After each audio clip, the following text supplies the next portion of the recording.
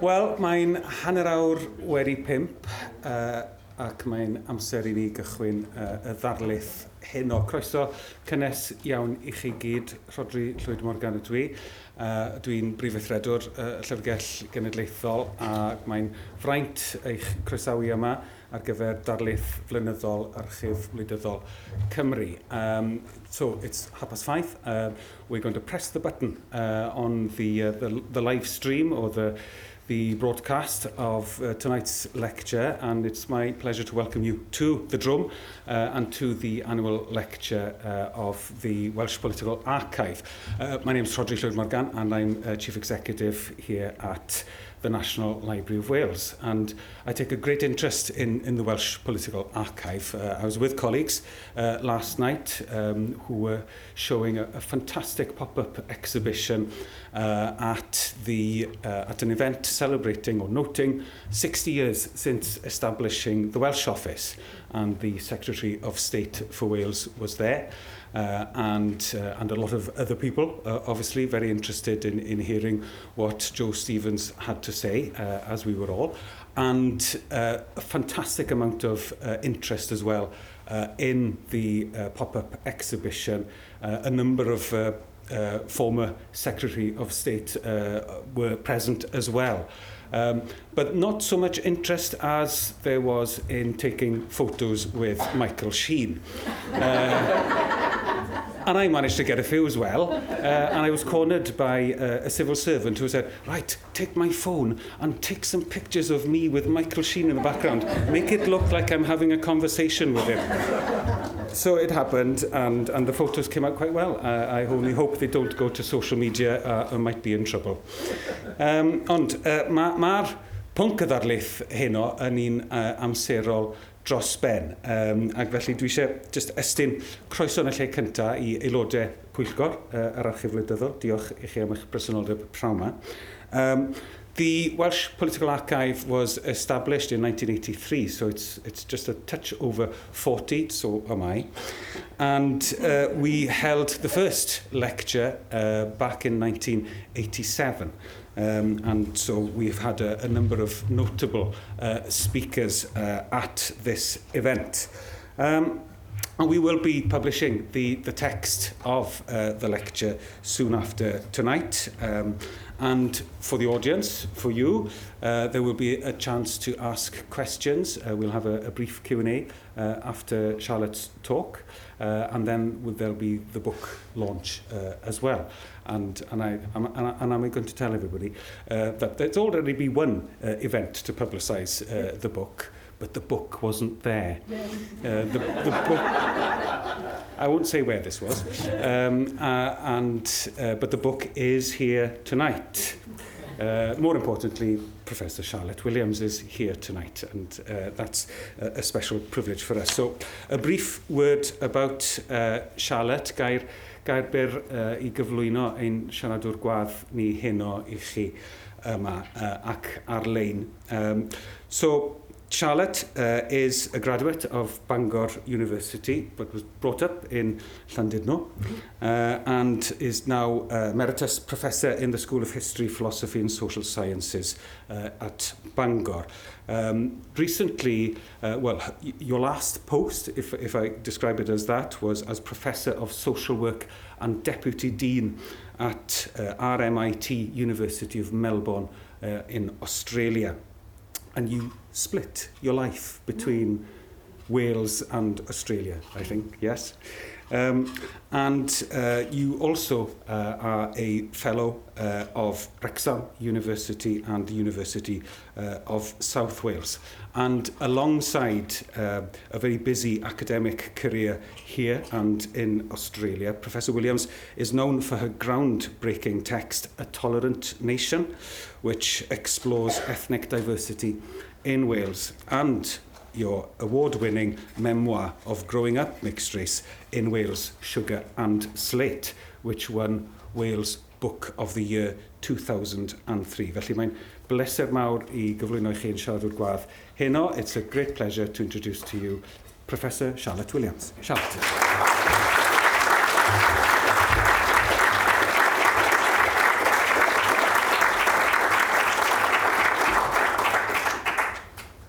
diolch yn fawr, Rodri.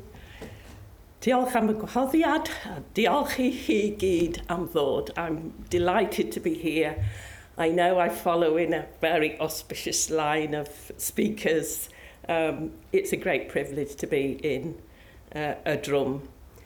As Rodri said, the full script of the lecture will be available, so I'll try and kind of bring it to life a little bit for this very lovely and intimate audience. I can see a lot of friends and colleagues in the audience. It's great to be here.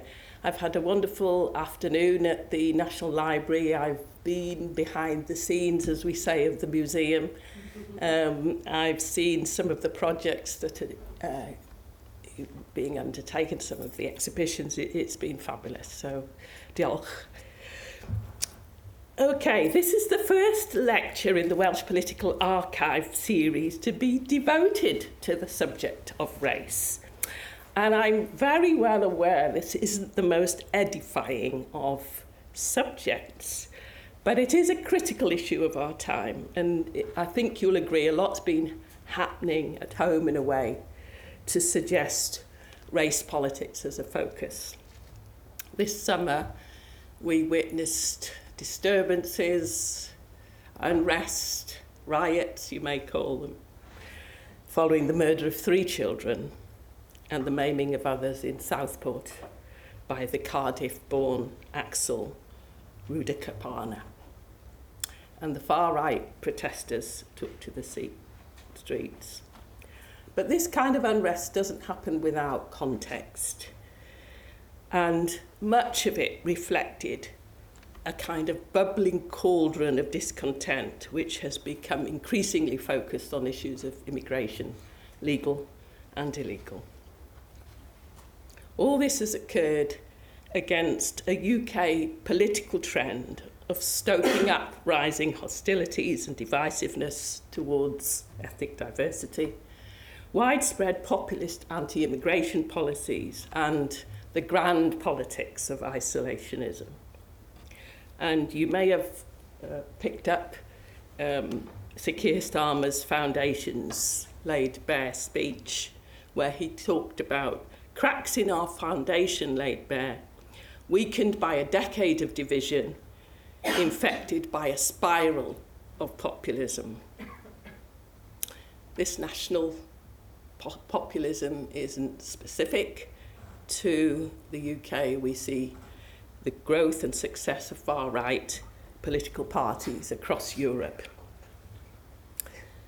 But our newly appointed Prif Weinidog called out this behaviour. She called out the need for action and not to tolerate such behaviour in Wales. And she was quick to say, there's no complacency here, given the fact that there had been no visible incidents, at least in Wales. Amidst this distressing picture, she was able to proudly boast the Welsh Government's commitment to an anti-racist Wales by 2030, and to note the Government's declaration of Wales as a nation of sanctuary. Race has taken a significant profile in Welsh public policy. And we're now 2 years on from that anti-racist action plan. And in addition to that, we've witnessed an audit of monuments, buildings, street names in relation to their connections with slavery, as our history and heritage are being revisited, questioned and reimagined. And the Thomas Picton statue is probably a very good example of that. And across Wales, institutions like the National Library, the Arts Council, the National Theatre, National Museums are all exploring what it is to be anti-racist, looking at their collections, their policies and their practices. My own contribution to this was to lead the ministerial working group that led to the groundbreaking mandate on teaching Black history in every school in Wales. Clearly, some kind of process of decolonisation is underway.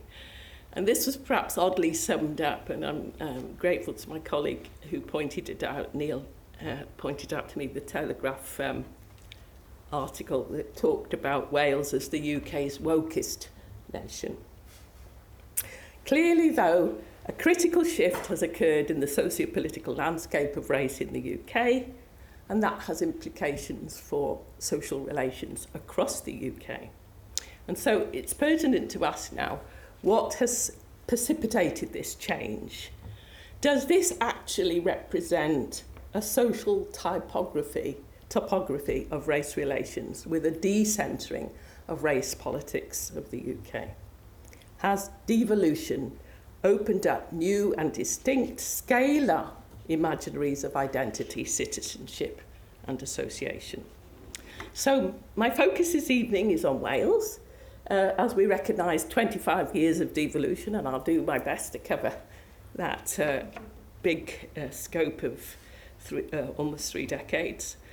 I want to offer some kinds of observation on the trajectory of race politics and some of the twists and turns that have been taken by the Welsh Government. And I'm going to suggest that this 25 years is marked roughly by 3 kinds of eras, 3 shifts, which I will describe, each reflecting certain kinds of assumptions about what the role of black people, black and Asian peoples should be, what the role of government is vis-à-vis those subjectivities. My observations relate obviously to my academic research, 30 years of that, my public policy roles, my lived experience, and of course growing up and undertaking my entire education in Wales, much of my working life. But in voicing my commentary, I do want to acknowledge the work of so many others working out there in the field and the research, and to particularly mention my dear friend and long life colleague and collaborator, Dr. Neil Evans, who I will later invite up to introduce and talk about our latest project, of which I'm very proud. My own discipline in social policy, I've always been interested to ask questions about the distinctiveness of Welsh social policy making and to examine whether there is a Welsh way in relation to race equality.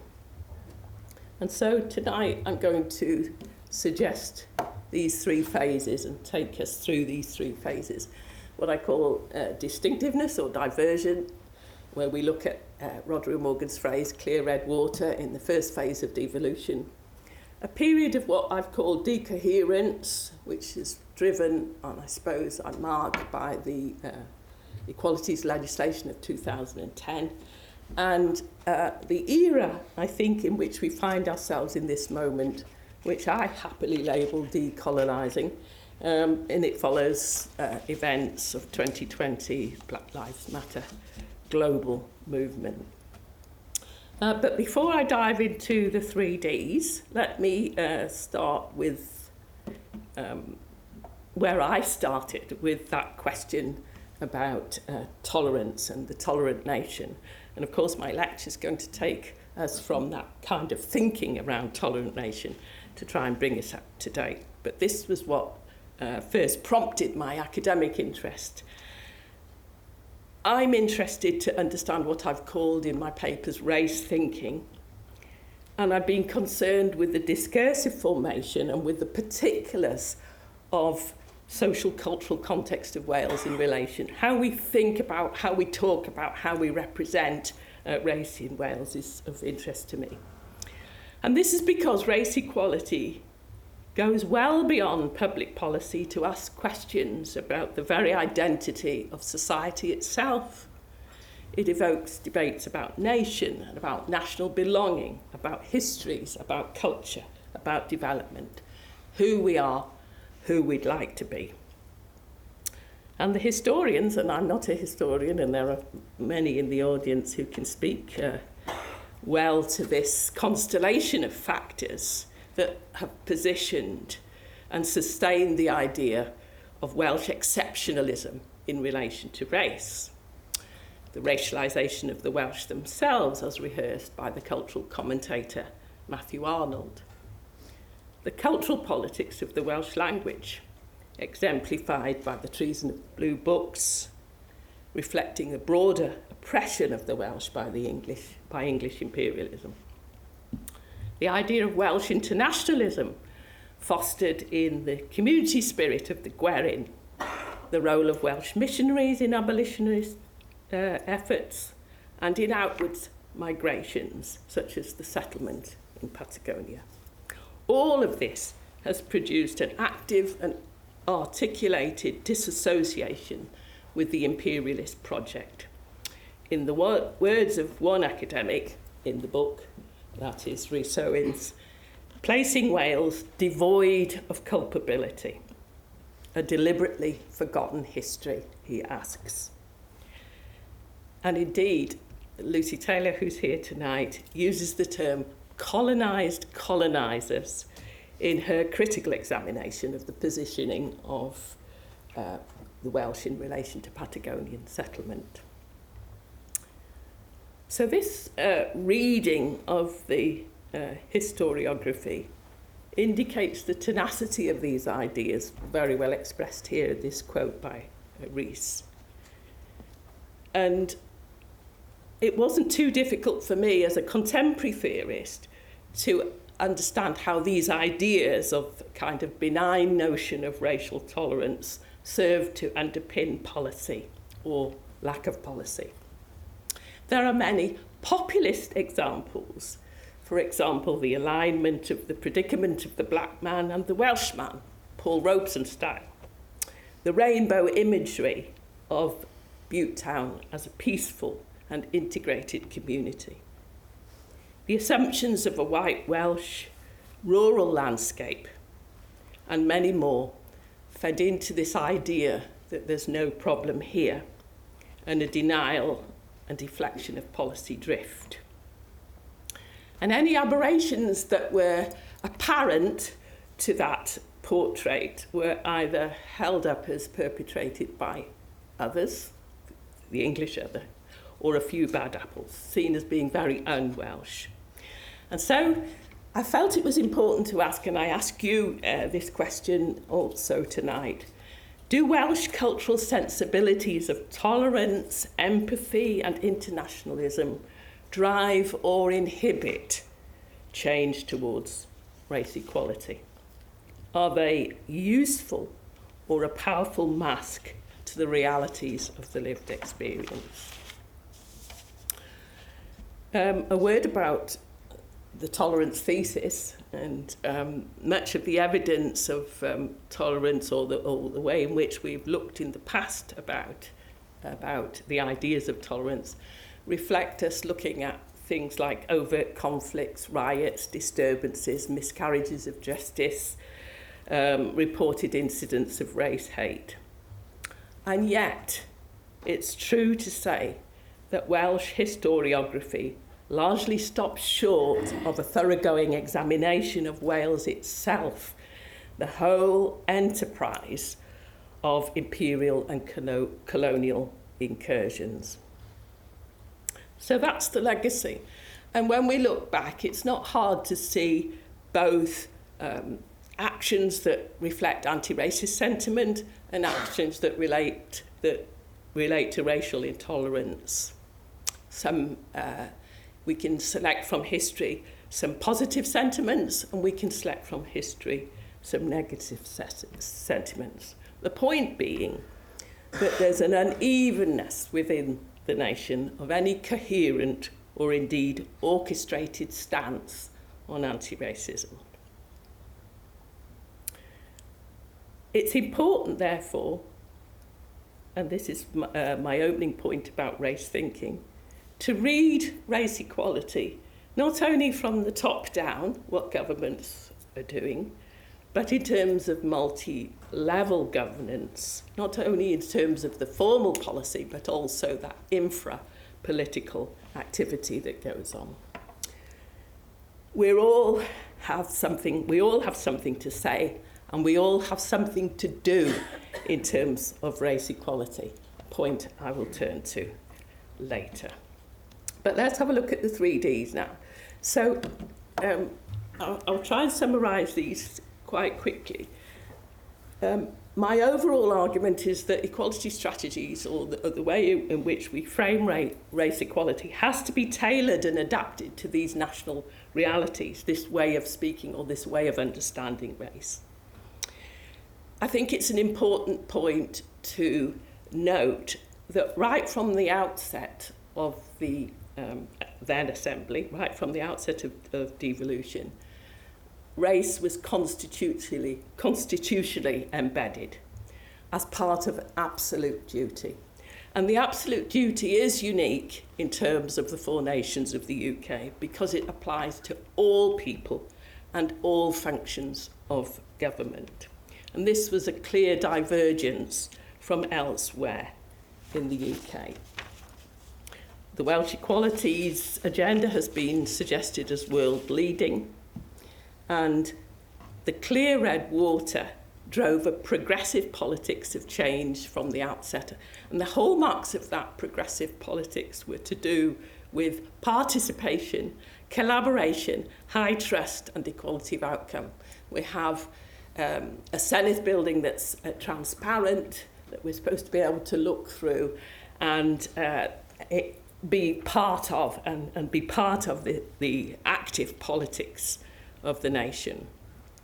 The ambition back then was not to view race equality as some kind of separate, special initiative, but to see it as part of ideas about a more egalitarian Wales, about building an egalitarian Wales. Rhodri Morgan talked then about the powerful glue of social solidarity, the fault line of what he called progressive universalism. And it's certainly true to say that in that opening phase, the race equality was really hyped up on the public policy agenda in an unprecedented way. We seem to have moved away from the colourblind politics of the past, which was based on the idea of the tolerance thesis that I've described, but also on the idea that there were relatively low percentages of people from minority backgrounds living in Wales. So there was a shift, and I wrote back then that this was a shift from laissez-faire to a nationally responsible politics of race. In that first term, the Welsh Government instituted what they call a mainstreaming methodology. That meant that it looked away from those of us, the status of us with protected characteristics. It looked towards the institutions, institutional policies, institutional processes, and institutional procedures. And a whole framework of what we might call equality indicators was emerged. There were statistics, we had the sense that we could measure equality impacts, there were targets and so on and so forth. A technical infrastructure was put in place for monitoring equalities. The interesting thing that happened as far as I was concerned in this period, and I was involved in an ESRC project that was looking particularly at how well it was looking at women, disabled people and people from ethnic minorities and how well they would be engaged in the new settlement within devolution. And my brief was in particular to do with looking at minority groups. So we were tracking this participatory democracy and seeing how it worked for these different groups. And in a series of articles I wrote back then, I put forward the argument that the political clout of minority groups and organisations was very weak. Factors of dispersal, diversity, a legacy of marginalisation meant that as minority groups, we were little prepared for this new engagement. We weren't yet a constituency. It's also true in this period that there was a lot of complacency about the nature and extent of racism by government because they lacked a clear evidence base to support policy. And I think it was fair to say that politicians and civil servants were poorly geared up to respond to the race equality agenda. There were an awful lot of faux pas, lots of incompetency and lots of resistance. And so I described the period of distinctiveness as characterised by elite burnout, consultation overload, lack of capacity in terms of skills, experience and resources, and a responsive rather than a proactive mode with a widespread declared inability to shift agendas. In short, both bottom-up and top-down, we were ill-prepared for this encounter. But it did have some spin-offs because it located, opened up and placed a Black Wales. And I certainly remember this experience of being involved in this moment when, you know, myself as a North Walian, I began to connect and meet with Black organisations and Black people as activists all over Wales. And we were beginning to become a constituency, a group in ourselves, aware that we had some leverage and some power. And I think that period, the distinctiveness period, begins a process of recognition. If you think about Nancy Fraser's notion of social justice being about rights, recognition and redistribution, we certainly had begun to garner some kind of recognition in this phase. I wrote a book, which Roderick kindly mentioned, Sugar and Slate. And this book was expressing things about themes of identity and belonging and heritage and Black histories and the fact that we belong here and we can, you know, ground ourselves in Welsh history. And somehow it captured the zeitgeist. But I felt it was stretching the multicultural imaginary of Wales to other parts of Wales beyond the square mile of the Bute Town caucus, that we existed right across Wales. Sadly, our participation didn't produce change to the structural and institutional economy of power. And gradually, internal conflicts, power differentials, diversity within diversity, provided grounds for conflicts about funding and about favours and about paternalism and geography and a lot more.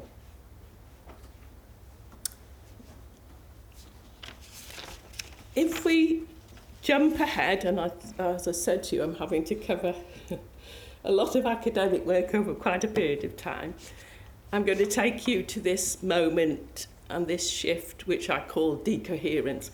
And I borrow this term from quantum physics, so apologies to any physicists who understand it much better than me. But I'm actually using it to characterise this second era, where there's a kind of loss of information from a system into its environment. And it produces a kind of loss of quantum coherence. When we can use terms like scattering, where the essence or the energy is lost somehow through multiple entanglements. And here we have roughly a Blair government aligned with a postmodernist approach, which would reconfigure the Black constituency as super diverse, intersectional, complex and rapidly changing. And we know also in that period there was a politics of immigration that saw new migrations grow, including those from Eastern Europe 2004, an increase in intakes of refugee and asylum seekers. And the worry became cohesion. The critical political driver in this second phase, as I've identified, was that our differences should not outweigh our similarities, and that policy should be pitched towards building cohesion, towards building a sense of common identification, and there was an awful lot of policy speak about British values, whatever they were, but, you know, that was the aim. We had seen race equality legislation and the 2002 Act, which followed on the Stephen Lawrence inquiry and really brought about new concepts like positive action and proactive action in terms of race relations and the idea of equality of outcome. But the equality bodies were merged under one single commission, Equality Commission, a single enforcement body. And somehow this had the effect of putting confidence in that technical apparatus, equality measures, equality impact assessment and so on, putting confidence in those. And my sense is that the loss of focus, the loss of specific focus on race, when race had hardly taken hold in the Welsh imaginary and in terms of competency to tackle it, put us into a kind of a general, I don't say decline, but a general drift. In this period, gender did quite well. I think it was higher profile on Carwyn Jones's policy initiatives. And of course, we learnt a lot from those looking at gender equality in terms of pay, equity, and so on. I'm not saying it was a totally fallow period in terms of race. I was certainly on a ministerial group that aimed at building greater representation in public appointments. I was also on another group that was looking at greater democratic participation in local government. And the Equalities Commission every year published, I don't know if you've ever seen these reports, Who Runs Wales, and it tells us about, you know, leadership across Wales. But my own criticism, which I developed in my papers, was whether the progressive universalism ambition would produce anything more than the one-size-fits-all of its old socialist counterpart. And I also questioned the then Assembly, now Senate's, own positioning in this era, signalling that on the one hand, the Morgan administration, in its aspiration to establish an ideologically divergent welfarism in Wales, might increasingly become more centrist, more bureaucratic rather than more pluralist. I forecasted the need for the Assembly to move beyond seeing itself as a neutral arbiter and called for a pluralist politics rather than a politics of patronage. This would mean entering into the risky business of more deep and genuine partnership and more deep and genuine interrogation. Overall, this decoherence era saw, I suppose, public bodies translate the race imperative in terms of a kind of tick box tokenism. They did have their statutory equality plans and they, you know, had the kind of portfolio laid out, but it wasn't a very active or coherent approach to race equality. In this period, race was significantly depoliticised, regarded in ways ahistorical, as though it was a technical issue that you could respond to in these technical ways. Ultimately, the equality bodies would be restricted by their lack of funding. Single-issue standpoint politics became undermined.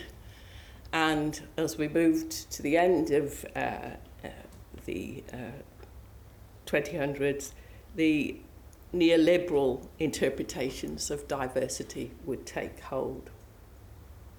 And we know this neoliberal modernising trend, which places equalities very much within a meritocratic, individualised frame with an emphasis on productivity. Theresa May's Red Tape Initiative, I don't know if you remember that, directly attacked the equality bodies, and new articulations of race emerged, with a particular profile on the white working class as the disgruntled and socially disadvantaged group. If Du Bois had given us the colour line, now we had a narrative of the culture line, culture wars. And the response to that was cohesion and assimilationist view of British values. So now another big jump to the current era. And my giving the lecture here this evening in a drum, in a way, reflects this moment of racialised time that we are in. We've entered a revisionist era, a time when we're witnessing efforts to decolonise and globalise the canon, to decolonise institutional practices, a time when events have triggered deep reflection and acknowledgement of past injustices across many nations. 2020, we had the taking stock moment precipitated by the critical conjuncture of the Brexit anti-immigration propaganda, the global BLM movement, which, as you know, was triggered by the murder of George Floyd, and the COVID-19 pandemic that evidenced starkly differential impacts. There's no doubt that these accelerants were a catalyst for review and change. And this was happening on a global scale. A global movement, a momentum to challenge nations to consider sins of omission and sins of commission, to reorient and to offer reparations. It's worth now taking a few minutes to say what this meant in terms of Wales, what this reset moment actually led to. And what we see in terms of the government's approach, in my opinion, is a shift towards a much more explicitly moral stance. This is a moral appeal, a moral standpoint, and a willingness to begin to engage in that real and risky, more pluralist politics. This would be nothing short of a values-driven agenda, but clearly these values were now mandated by our electorate. The aim, the decolonising of institutional life. Now, I know that word isn't necessarily used by government, and it's not necessarily used by organisations, but if you look at the impact and if you look at what is beginning to happen, you can see Wales beginning a process of redefining itself, questioning its past, reconsidering its place in the world in order to develop a pathway forward. And this isn't simply an academic or theoretical exercise. We see it in very practical ways happening in institutions like the National Library. The declared ambition, an anti-racist Wales by 2030, that's imminent. 13 policy areas appear in the, with measurable goals appear in the plan, and the government committed £4.5 million to make this happen. A few interesting points here. That plan is not a civil servant's government-designed plan. It's a plan that has come out of co-production. This is its guiding approach. And you would cite the nature of this co-production at the apex of Shelley Arnstein's ladder of participation. We've moved now from participation as consultation to participation as co-production. And co-production is seen as a goal in itself. So the government, in developing this plan, funded deep dive, vision setting events, training, capacity building, all a range of activity to bring people into the process. And that's what I would argue, that the current departure, the current moment, is identifiable by this process, the how of the matter. A process analysis would ask how much involvement, what are the measures of success? It'll ask questions about style, consultative style, about learning amongst the key actors, the civil servants, civil society, and how that policy is being interpreted and operationalised. The Anti-Racist Action Plan itself moves us from the patronage of the previous era to efforts to democratise social policy making and valorise experiential welfare. It is itself an exercise in decolonial reflexivity. There's some markers on the plan that tell this story. It, for example, opens with this long kind of discussion about what's gone wrong in the past, reflecting on it, saying things like our leverage was weak, we couldn't ensure accountability, we had weak monitoring and review, and there were no penalties for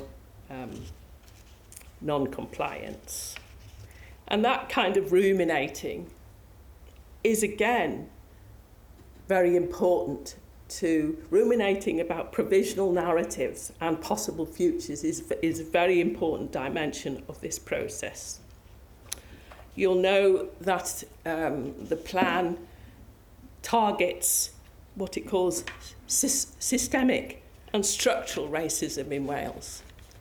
And you compare that with the Sewell report, for example, that had disregarded or thrown out the idea of institutional discrimination. A few things. There's a shift clearly from what they call non-racism to anti-racism, so that benign kind of idea that I outlined before has moved much more towards a proactive stance. There are new vocabularies. The plan uses quite a radical terminology of race, anti-racism, talks about white privilege. If not decolonizing, it rehearses that idea of revision and reparation. There's been a significant effort on garnering the necessary evidence, the evidence of racial disparities, and the government has set up now a racial disparities group, department that looks at the evidence and provides the evidence for the policy areas. A greater emphasis is going to be given to monitoring across the range of public sector organisations. Another interesting point is that the plan integrates its mission within a broader Welsh welfare settlement, within a broader notion of linguistic integration, for example, Cymraeg 2050, and into the idea of Welsh citizenship. It's not a separate initiative for some separate people. It's part and parcel of what the government's trying to do in terms of the welfare of Welsh citizenship generally. And it prompts this interrogation of the arts and culture sector. It demands greater representation and power shifts in public life, and it signals the desire for children and young people in Wales to become ethical and informed citizens of Wales and the world. These are very bold statements. So it's important to say, because I said earlier that it's not that there weren't pockets of anti-racist practice or people doing positive things in relation to race, but now we have a government-driven coherent policy stance, and that has to make a difference. Of course, there's lots of frustration. Some things are well beyond the remit of the Welsh Government, policing and immigration being, two key things. A lot of public services are delivered by the private sector now, over which the government will have less leverage.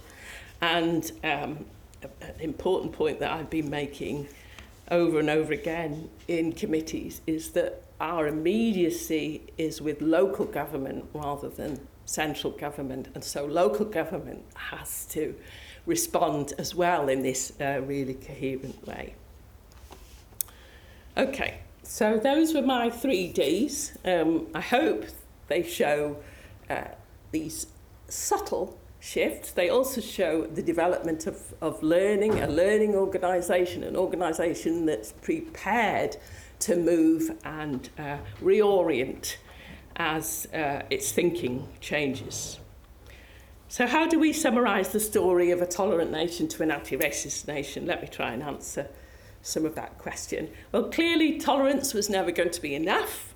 Tolerance fails to shirk off the host minority tableau. It's provisional and it can easily be withdrawn. In summary, I would say we have moved from patronage to more pluralistic approaches to race equality, from a margins to a more central and integrated concern with Welsh citizenship, and to a concern with increasing representation in public life. That is, towards greater power sharing. So it feels good to lay down this story in the political archive. Diolch yn fawr.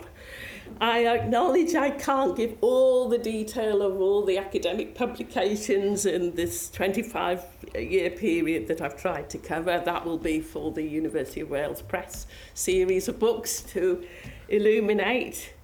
But listen, another version of this story would speak to issues of political rhetoric, the dangers of co-option and compromise, the silence of white power, and to a portrait of Wales little threatened by a generally weak and dispersed black minority with a weak and impoverished Bute Town core.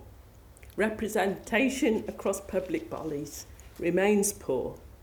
Organisations continue to do business as usual. What are the prospects of this Welsh way? It's certainly worth asking. I think I mentioned before that the how of the matter is an important element to pick up from this. It may not be more effective in terms of the outcomes that the plan produces or this strategy, but it will be in terms of the how of the matter. The how of the matter contributes to wider processes of building trust, involvement, confidence and ownership in governance. And perhaps the learning about the how of the process is itself an impact. I'm going to move on a little bit now just to start to conclude because I can see the time comes. I did want to say that to attribute this moment solely to 25 years of a Labour government would be too easy an explanation because the plan needs all parties' support. But that factor alone, and I was speaking in Northern Ireland about this, that factor alone means that we have been offered continuity, learning, reflection, conducive to progress.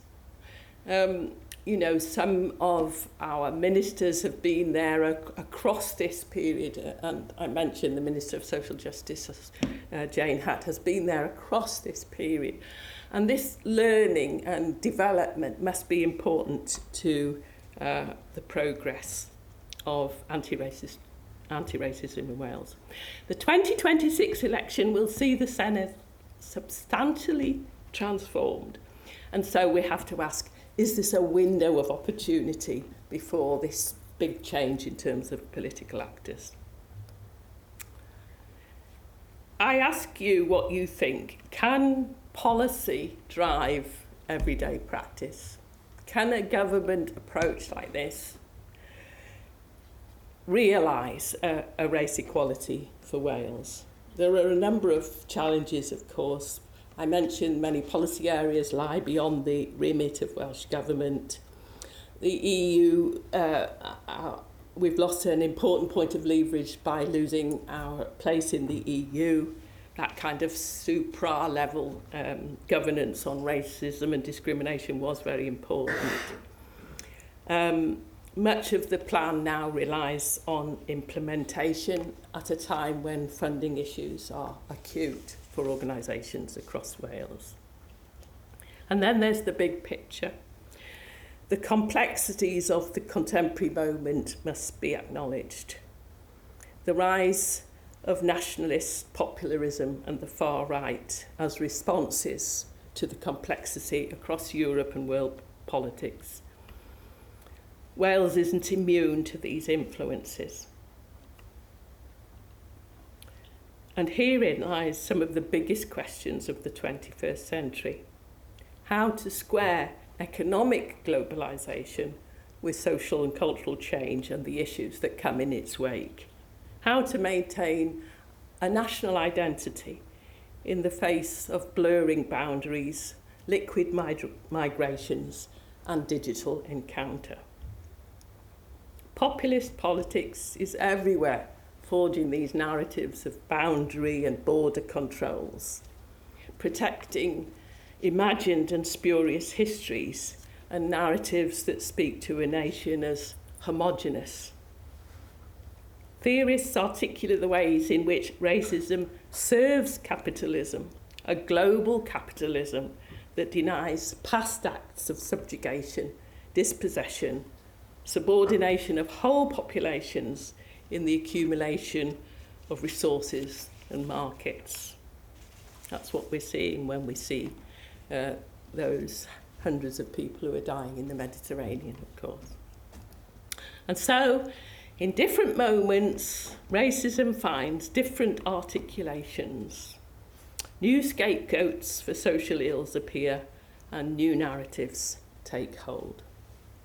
I think it's important that in this moment of deep review of the past, we can see two contradictory visions.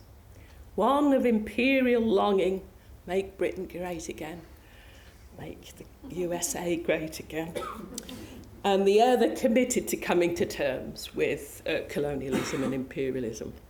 One seeking retreat in a reinstatement of nationalist sentiment, the other recognising the imperatives of an increasingly globalised world. Attempts to resolve that tension between globalisation and national integrity marks out our contemporary moment.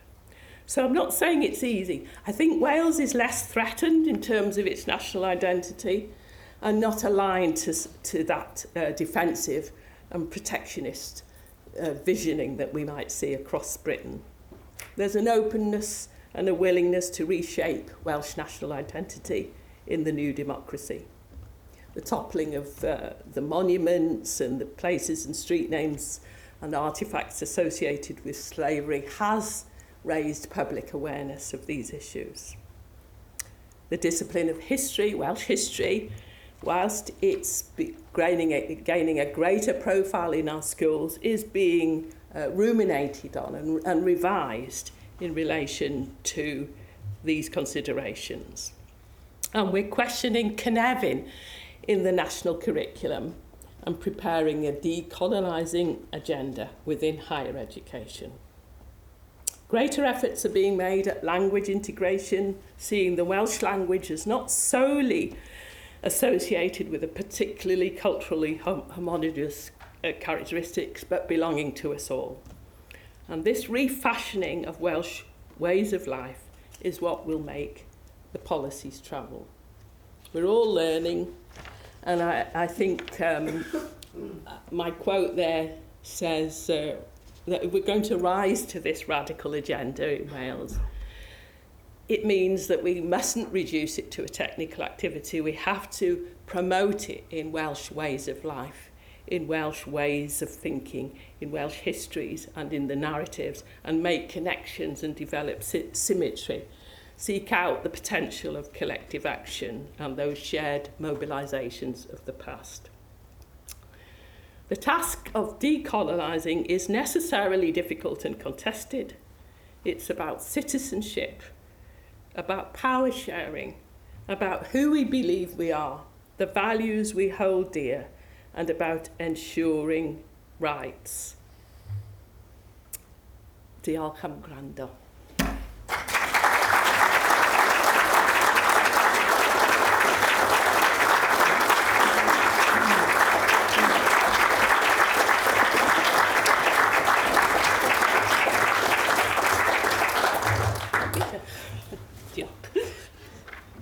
Join you over there. Okay, thank you. Wel, diolch yn fawr iawn i'r athro Charlotte Williams am ddarlith ysgubol. Thank you very much for a stunning lecture, condensing so much into Did short... I sound panicked trying to cover all that? The leaps forward were very fluid, I felt. Good, thank you. But you condensed so much.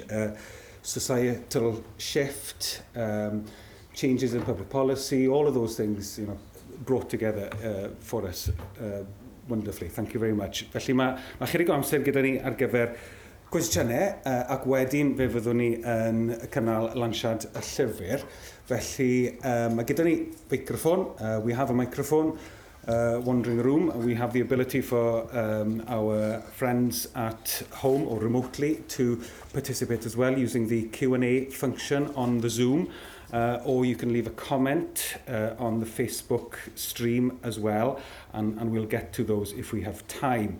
You might not have that opportunity, but there is that opportunity, hopefully, for you as well. Felly, lle dyn ni'n mynd I ddechrau gyda'r cwestiynau o'r gynulleidfa yma, sgwelwch yn dda. Where shall we start with the questions from the audience? Dwylo fyny rhywun eisiau holi y cwestiwn cyntaf? Mae'r eiliadau hyn wastad yn hyfryd.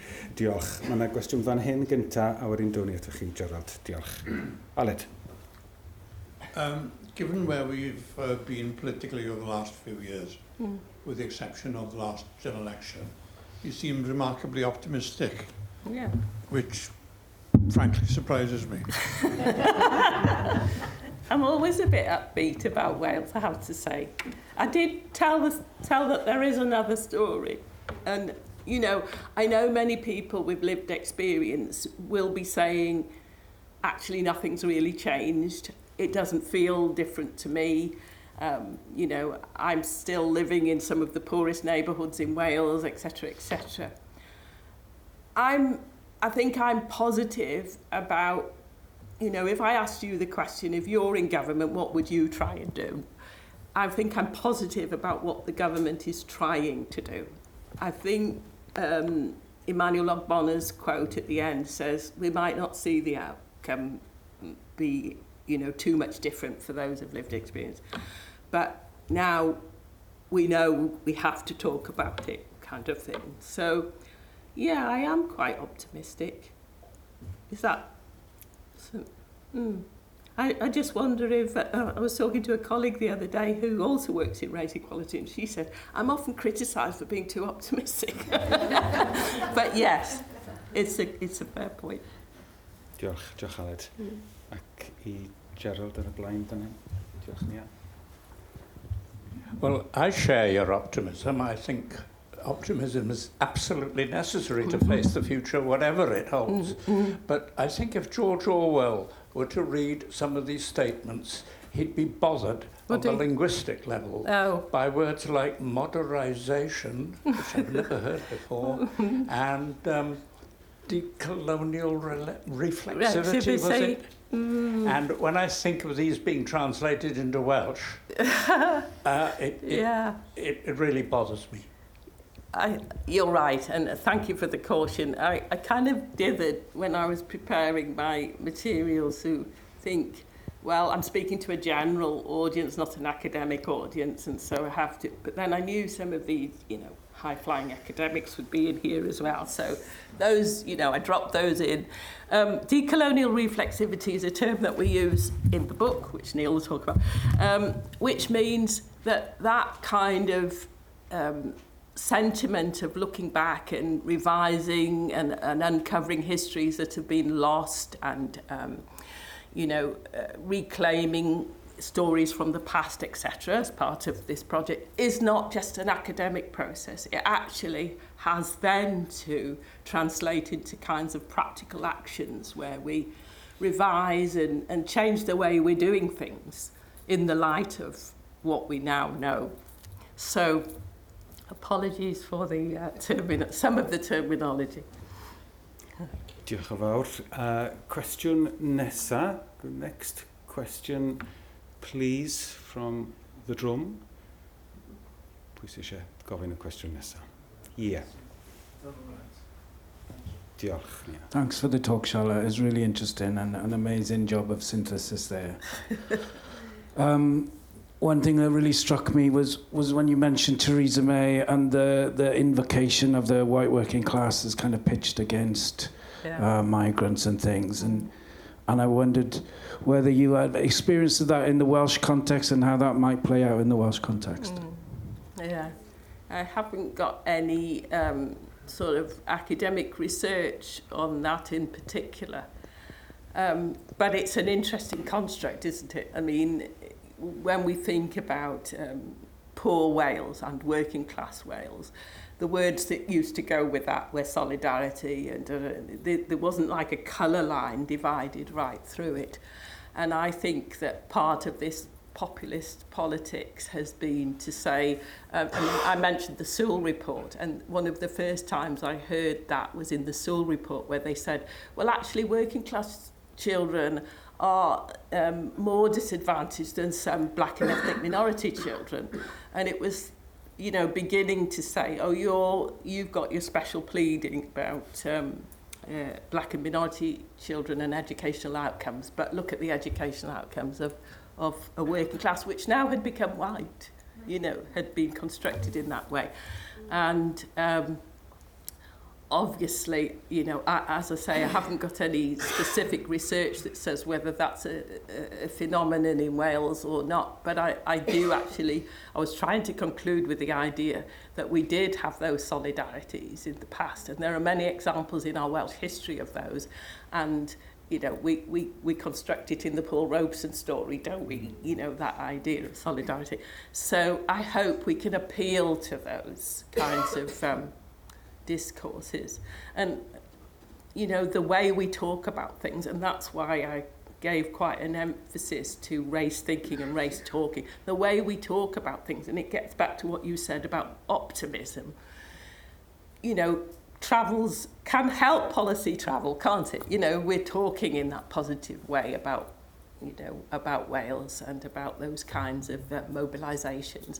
And when we looked at the Black Lives Matter imagery in Wales, there were white people and black people, working together to mobilise for anti-racism. And that's the kind of imagery and the kind of narrative that I think will help the policies to travel. Diolch Gareth am y cwestiwn.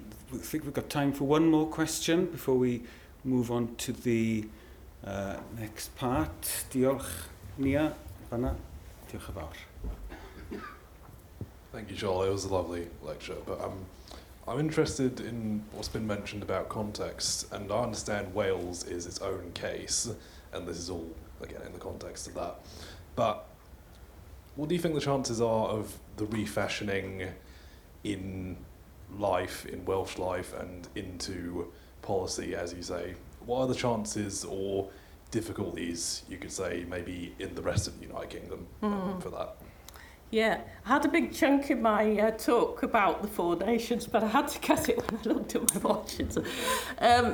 Wales is unique in this respect, where we've got a government-driven agenda now, and it's explicitly a government-driven agenda on race equality and anti-racism by 2030.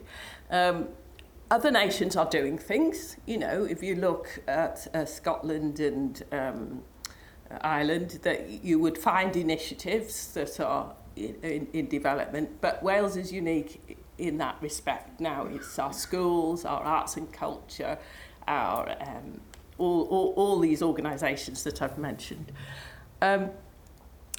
Scotland takes a slightly different approach. They are much more focusing on productivity, and they talk about the contribution that black people or Asian people make in terms of the productivity of Scotland. Their argument isn't that moral one that we have in Wales. But your point's very interesting, because I started out by saying something, are we getting a new topography of race relations? So, you know, you've got different kinds of welfare subjectivities or welfare status where if you're wherever you're living. Lots of people say to me when I give this lecture, oh, I'd love to come, black people, I would love to come and live in Wales because it sounds, it sounds good. I think there is a real case of it. I mean, we've got great potential to make that comparison now across the four nations. When I was speaking in Ireland and they asked me why we were able to do the, for example, the mandate on black histories in education, they, you know, such is their government and you know, the issues that they have, that they can't have any kind of directive like that. So, yeah, comparing and contrasting, people take an interest in the things that we're doing, and we go and sort of share some of these initiatives. But I think it is very interesting in terms of that four-nation approach and different kinds of lived experience of public services that must occur if we've got these differences in the way governments are approaching it across the UK. Diolch yn fawr. Thank you, Charlotte. Diolch am y cwestiwn. I'm going to sneak in a supplementary because I've got the power of the chair. So you mentioned immigration and policing. Yeah. Does the Welsh Government have the tools to do the job? Yeah, those issues are beyond the remit of the Welsh Government. And those are very, you know, miscarriages of justice and, you know, heavy-handed policing, race hate and all that. Those are not within their power. And also immigration and, you know, people's protest about too many, too little and all that, so on. I think those are big gaps because those are critical issues. But they've got other kinds of levers that they can utilise in relation to, you know, policing and in relation to, like the Nation of Sanctuary 2019 positioning on refugees and asylum seekers, for example. So that is a difficult part of the story, I think, but we have to accept that we've got a partial devolutionary settlement, not a full devolutionary settlement for now. What's a political lecture after all? Felly, diolch yn fawr iawn. Aled is a member of the committee of the Welsh Political Archive, and Aled has kindly agreed to come and say a vote of thanks to our speaker tonight. Aled. Shall I do it from here? Alli di wneud e o fan hyn? Neu fyna, os wyt ti'n fwy cyfforddus? Wel, diolch yn fawr i'r cynghyda Charlotte. Diolch yn fawr iawn, Charlotte, am sgwrs ysbrydoledig a gweud y gwir. It was an inspiring talk, and I think one of the questioners made the point, he didn't use the word, but the way you were synoptic in the way you brought your analysis together was absolutely fantastic and revelatory. And I think we should remind ourselves how central, I suppose, you've been to the story of how policy has developed in Wales. You mentioned Jane Hutt, who seems to have been with us forever. By that I mean she's been a minister since '99, yes. And as an unbroken record in that respect. But apart from the politicians, you know, there have been very, very important people in the background who've supported the the development of policy as you described, and you've been pretty central to to that process. Now, you mentioned the way people look at this question in different parts of the UK. I think you made some really interesting points, first of all, about challenging Welsh exceptionalism, and I think, you know, there is always that danger, and also the danger of sort of lying back, and perhaps as reflected in the first part of policy making after 99, which is what you referred to as you know, being devoid of culpability, that we were perhaps a bit smug, dare I say, in terms of the way we looked at this particular question. But I think the force of what the government has done in terms of the anti-racist action plan, which you've been very, very closely involved in, is particularly striking, and I think it's put a different type of onus on public institutions, and the library is one of the institutions that has felt that, where, you know, we're being asked to step up to the mark. There's also, I think, the issue of you know, is there a Welsh answer to this?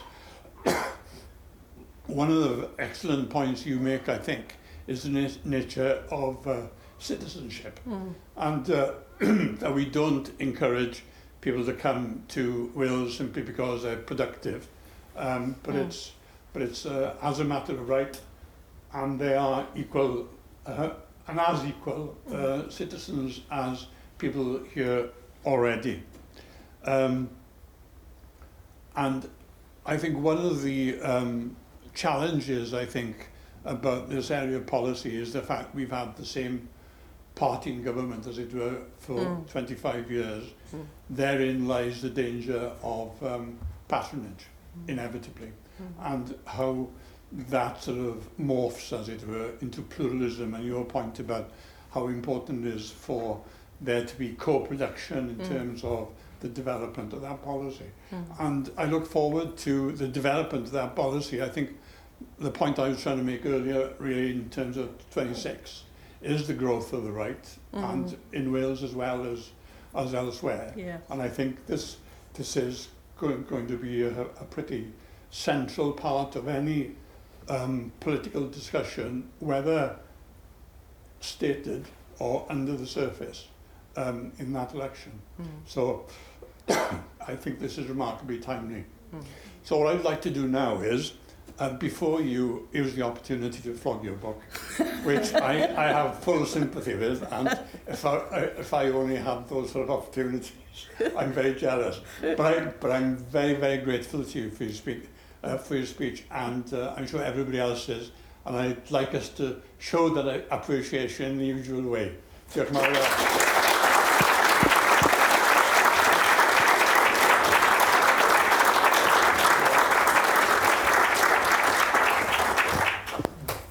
Diolch yn fawr iawn, Aled.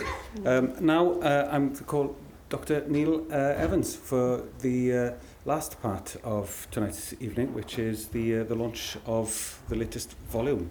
Neil, welcome.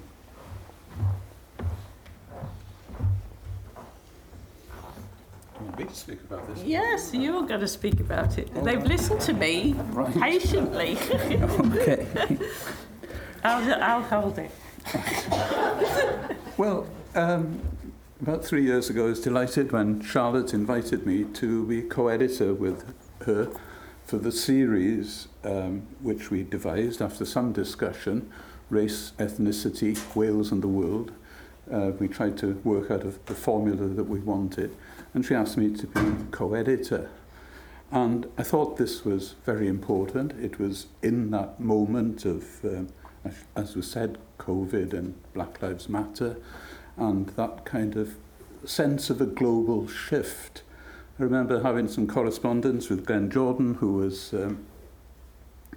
used to run the Butetown History and Art Centre, And I said to him, this seems very different to me, Glenn. It's a different context. And he said, well, it's different because white people are involved. We've had this before. But, what's remarkable is that white people are involved. I think there's an argument about whether that is something lasting, it's a sea change, or whether it's a moment which has to be captured. Anyway, the point of the series was to provide the academic underpinnings for understanding where Wales stands in the world and to develop that in a series of volumes. But we thought it was a good idea to start it with an edited volume which would give some sense of what the scope of the whole project might be. And that's what we came up with. And we approached some people who were knowledge experts. We found others through participation in conferences who had work which was ongoing. It obviously doesn't cover the whole field, but there was the deliberate effort to cover as many disciplines as possible.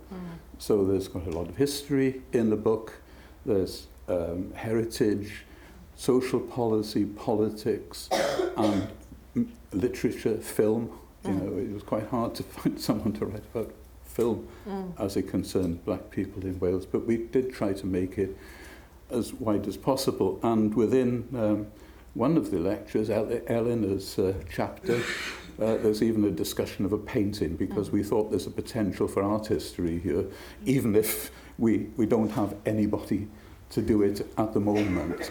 So we were being ambitious about opening up the subject. And as there's a very pugnacious piece in it by Rhys Owens, which Charlotte quoted from. I quoted a rather different piece from it the other night when we were launching it without the book and without the flyers even in Bangor. He says, we've gone away from the laser focus on economics, class conflict, and into a very different era of Welsh history. Now, he sees that as a new departure. And in a way, we might compare it with what happened in the 1950s and 60s, when the shift in Welsh history was towards the modern period, away from what had been the previous concerns. I don't know, we can argue about how significant that is. I'm a historian, I've started with history, but I think it affects all the other disciplines. And in the introduction, we tried to say something. It's not a token introduction. I think you'll find it's 14,000 words long. The press was very tolerant. We promised them 8,000, and they didn't murmur when we gave them 14,000. But we thought there was a lot to cover, so we tried to cover sociology, literature to an extent, but there's already a lot of work on in Welsh writing in English, and neither of us has the competency in the Welsh language to really pursue that as it should be. But we do have a splendid essay, I think, by Gareth Evans-Jones in it, which considers Welsh language material, and I think he may contribute to other volumes in the series to draw that in as well. Charlotte ought to say something about the book. A few months ago, she said very kindly that I was easy to work with. You are. Well, she certainly is. And, it's been an utterly pleasant experience. My friend Angela John, who's not able to be here tonight, but sends personal apologies because she wasn't feeling very well. She said she'd only met Charlotte once, but she's a delightful person, she said. And I said, that's precisely the word. It's not just that you're a great scholar and politician, it's what you do as a human being that makes this so important, I think, Charlotte, and your role. Let Charlotte say something.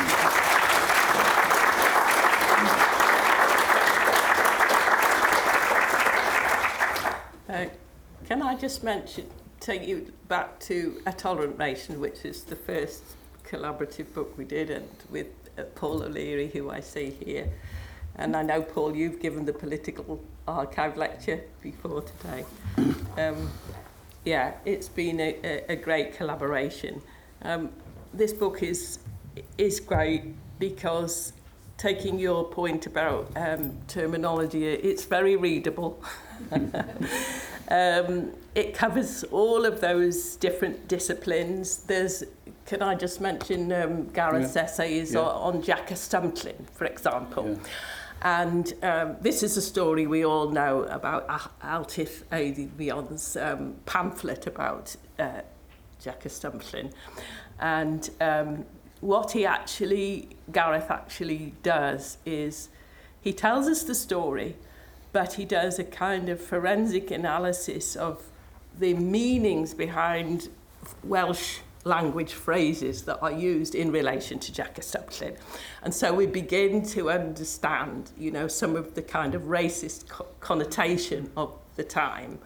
And this lens that he puts on a well-known story, I think, is so important because, I'm very concerned that these stories get out to the schools and that they have these access to these important stories. First mixed-race marriage in the UK, apparently. I'm sure it's not, but it's the first recorded. But also that instead of just telling it as a nice little story, which is Jack, an enslaved child, basically, was gifted to this family in Criccieth and grows up and becomes a wonderful gardener and marries a local woman and they have children and so on. That children in our schools will also be able to place that story in its wider world context and ask, why was Jack here? What kinds of things were being said about him? They may seem benign, but if you think about that Welsh phrase or this Welsh phrase, then you'll understand, the society of its day and et cetera, et cetera. So we need the academic grounding, we need the academic work to be done, and there's some great research in here in order to take it forward to schools and to young people and them to have this kind of considered and critically reflective view of some of our history, our Welsh history. That's a fabulous chapter. The one by Yvonne Conakey on film, she uses the term Afrofuturism to look at film and representation and Wales, which is great, and the difficulties some young creatives. I think she interviews Connor Allen, which many of you will know in this, and talks about some of the difficulties young black creatives have in the industry in Wales. So it's a wide variety. But the essay that you will really love is the opening essay, which is by Dylan Moore, journalist. It's a journalistic piece where he does this kind of walkabout on Commercial Road in Newport. And he really makes us understand contemporary multicultural Welsh city.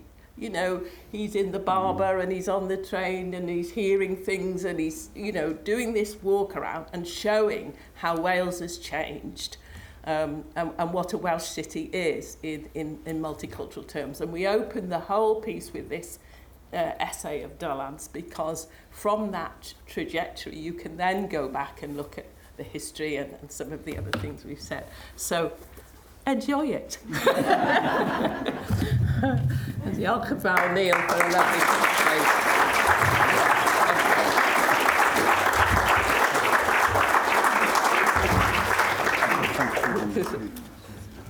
Felly, diolch yn fawr iawn I chi.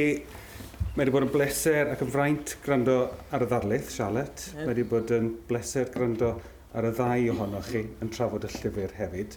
Felly, ni'n dymuno pob llwyddiant gyda hynny. Mae copiau ar werth tu allan, wrth gwrs. Felly, gobeithio bod chi yn barod ar gyfer hynny. Dwi'n ddiolchgar iawn hefyd i'n cydweithwyr sydd wedi bod yn hlwm a threfnu'r noson yma ac wedi bod yn cynorthwyo'r noson, a dwi eisiau hefyd I ddiolch I bawb sydd yn gysylltiedig gyda'r archif wleidyddol, I Nidong, I Nia, I Rob ac I Rhys yn arbennig iawn. Everybody connected with the Welsh Political Archive and colleagues who've helped tonight, I'd like to say thank you, and I'd like you to say thank you as well, please, to all of those. Diolch yn fawr.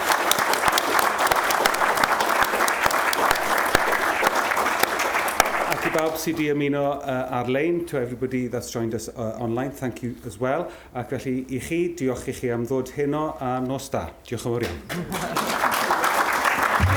That was lovely what you said. Very lovely. Thank you. I meant it.